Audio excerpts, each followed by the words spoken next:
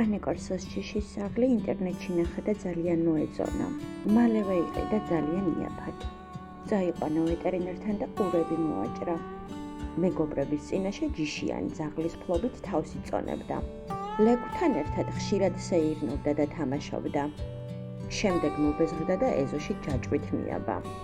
ასე გავიდა დრო. შემდეგ შეჯვარება გადაწყვიტა. შემდეგ, რა თქმა უნდა, ლეკვები გაყიდა.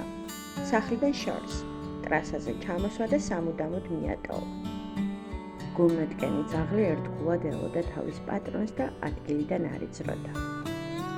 ასე უხმოდ, შეუმჩნევლად და ჩუმად იღუპება საქართველოში ძაღლები.